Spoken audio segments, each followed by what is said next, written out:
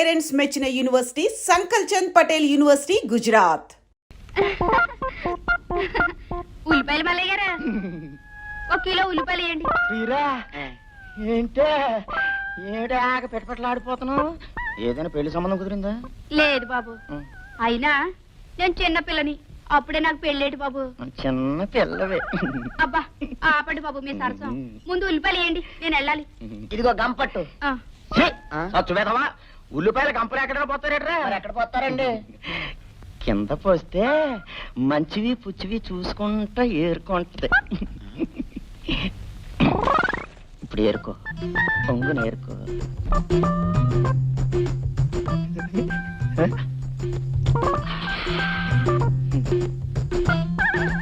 చాలా బాగున్నాయి. ఏటి బాబు? అదే ఉల్లిపాయలు. అన్ని బాగున్నాయి కానీ బాబు, ఇది ఒక్కటే కుళ్ళిపోయింది. ఇది మీరే ఉంచుకోండి. ఏ పిల్ల, డబ్బులు డబ్బులు మళ్ళీ వచ్చేస్తాలే అయ్యా. అంటే డబ్బులు కూడా డబ్బులు ఊరికనే చచ్చు పెదవా. దాని దగ్గర ఎక్కడ పోతాయరా బాబు? 1 కిలో ఉల్లిపాయలు.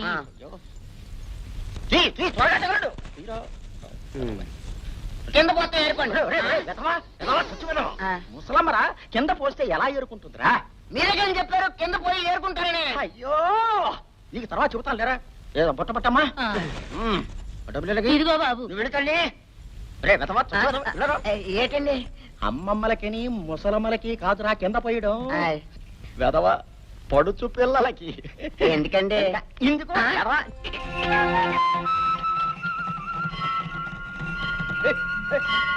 బాబు, ఒక్కసారి బండాపమని చెప్పు. అపోయ్, ఎందుకమ్మా? దేవుణ్ణి దర్శించుకోవడానికి బాబు.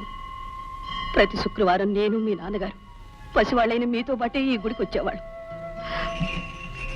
శివాయ నమః, ఓం ఈశ్వరాయ నమః, ఓం నమ శివాయ నమః, ఓం శివాయ నమః, ఓం ఈశ్వరాయ నమః, ఓం నమ.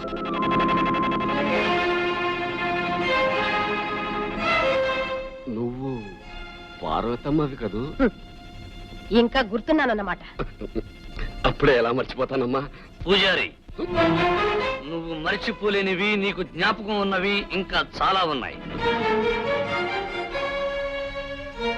ముత్తైదువులా ఉండవలసిన మా అమ్మ నుదుటి కుంకుమ ఎలా చెరిగిందో, చేతి గాజులు ఎలా విరిగాయో నీ గుర్తుండే ఉంటుంది. పూజారి, ఆ కుంకుమ చెరిగినట్లే కొందరి చరిత్రలు త్వరలోనే చెరిగిపోతాయి. ఆ గాజులు విరిగినట్లే కొందరి అంతస్తులు విరిగి కూలిపోతాయి. అమ్మా, హారతి తీసుకుని త్వరగా వచ్చేసేయండి. అమ్మా, ఎందుకా కన్నీళ్ళు? ఒకప్పుడు ఆవేదన వల్ల కళ్ళల్లో నీళ్ళు వచ్చేవి. ఇప్పుడు ఆనందంతో కన్నీళ్ళు వస్తున్నాయి. పూజారి గారు, ఈ ఆనందం ఎందుకో తెలుసా? నా మాట, నా ప్రతిజ్ఞ నా కొడుకు నెరవేర్చబోతున్నందుకు. పదమ్మా. రామ్మా.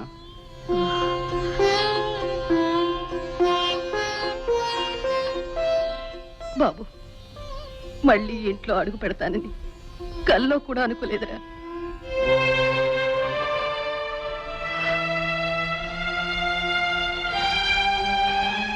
ఆ విధంగా శ్రీరామచంద్రుడు రావణాసురుణ్ణి సంహరించి తిరిగి రాజ్యానికి వచ్చాడు. ప్రజల్ని హాయిగా పరిపాలించాడు. ఆయన రాజ్యం సుఖశాంతులతో ఉండేది గనకనే దాన్ని రామరాజ్యం అనేవారు. అయితే ఇప్పుడు మన రాజ్యం రామరాజ్యం కావాలంటే ఏం చేయాలన్నా? నీలాంటి ప్రతి బాలుడు ఒక రాముడు కావాలి నాన్న. అయితే నేను రాముడిని అవుతాను. ఇది నాన్న ముద్ద. తినేశా. మరి ఇది అమ్మ ముద్ద. తిను బాబు. చాలండి. అమ్మా. బాబు, నా ప్రతిజ్ఞ నెరవేరుతున్నందుకు నాకెంతో ఆనందంగా ఉందిరా. విరిగి మాట్లాడకు. పెద్ద పులు లాంటి మనం ఒక ఆడదానికి భయపడి రక్షించమని దేవుణ్ణి ప్రార్థించటం. పార్వతమ్మ ఊళ్ళోకి రావచ్చు, కానీ అది ఊళ్ళో ఉండాలిగా.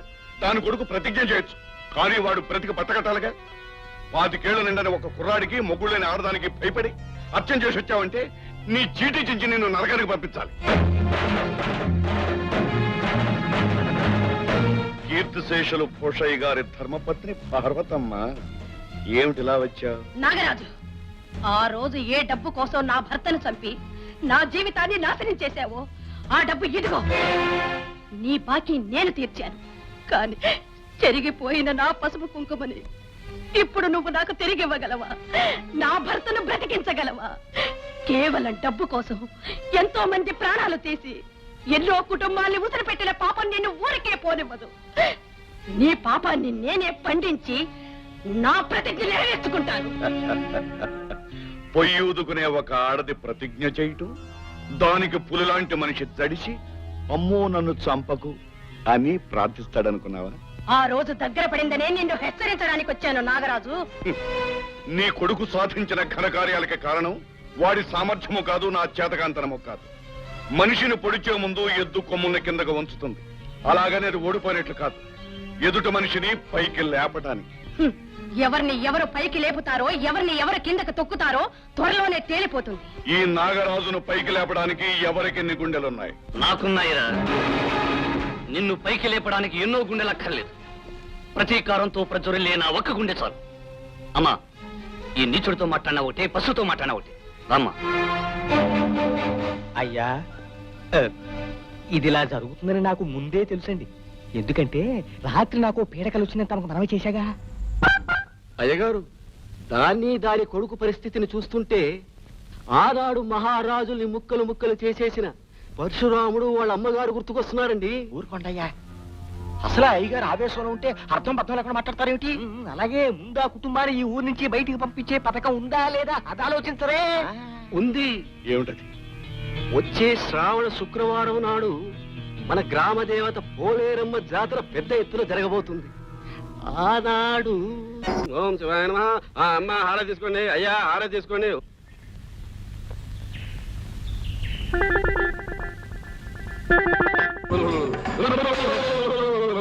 రే ప్రజలారా, నేను మీ గ్రామ దేవతను రా, అంగాళమ్మన్ రా. అయ్యా, పూజారి గారు గంగా మొక్కున్నట్టుందండి. అమ్మా, గంగారమ్మ తల్లి, మమ్మల్ని కనికరించు తల్లి. నా గ్రామాన్ని, నా ప్రజల్ని కాపాడవలసిన తల్లి. మాపై ఆగ్రహించక తల్లి, మమ్మల్ని అనుగ్రహించు తల్లి. తల్లి, గంగారమ్మ తల్లి. పాపాత్ముడు అడుగు పెట్టాడురా. వాడే కాదు, వాడి కుటుంబం కూడా అడుగు పెట్టిందిరా. వెంటనే వాడిని, వాడి కుటుంబాన్ని ఊళ్ళో నుండి బయటికి పంపించేయండి, లేకపోతే ఈ ఊరికి మంచి జరగదురా. వద్దు తల్లి, వద్దు. నీ మాటకి ఎదురులేదు, నా తిరుగులేదు. నీకు కోపం కలిగించిన వారు ఎవరైనా సరే చెప్పు తల్లి, చీటీ చించేసి నరకానికి పంపించేస్తా. చివరికి అయ్యగారైనా సరే. హారతి, హారతి.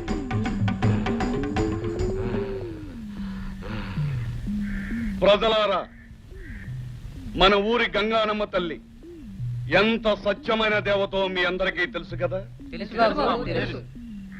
నా ఊపిరితిత్తులు చెడిపోయినా నేను బాధపడను, కానీ నా ప్రజలకు నష్టం వాటిల్లితే మాత్రం నేను భరించలేను. అమ్మవారి ఆగ్రహాన్ని మీరు చూశారు, అమ్మవారి కోరికను కూడా మీరందరూ విన్నారు. ఈ గ్రామ పెద్దగా ఇప్పుడు నేను ఏమి చెయ్యాలో మీరే నిర్ణయించి చెప్పండి. ఈ ముగ్గురిని ఊళ్ళో ఉంచకూడదు. బాబు, అన్నయ్య, ఇలా గొర్రెలాగా చూస్తూ ఊరుకున్నారంటే అమ్మవారి కోపం వస్తుంది, అంటూ వచ్చి చేస్తారు. అవును, అమ్మవారు చెప్పినట్టు వీళ్ళని ఈ ఊరు నుంచి పంపించాల్సిందే. చెప్పండి అయ్యా. అవును, వాళ్ళని ఊళ్ళోంచి పంపించాల్సిందే. పంపించాల్సిందే. బాబు భరత్, ప్రజాభిప్రాయం విన్నావుగా. ఇక తమరు మన ఊరు కళకళలాడుతూ ఉండటం కోసం, మన ప్రజలు సుఖశాంతులతో ఉండటం కోసం నేనేం చేయడానికైనా సిద్ధమే. అమ్మా, చెల్లెమ్మా, పదండి. ఏమిటి బాబు నువ్వనేది? అవునమ్మా, తప్పదు. గ్రామదేవత మాట కాదని మనం ఈ ఊర్లో ఉండలేం. వీళ్ళందరి కోసం, ముఖ్యంగా నాగరాజు కోసం మనం ఈ ఊరు వదిలి వెళ్ళిపోవాలి. పదనమ్మా, పదండి. బాబు,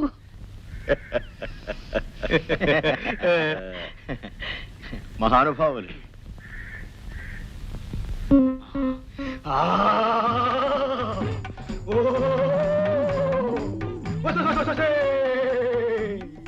ఒరే మూర్ఖులారా,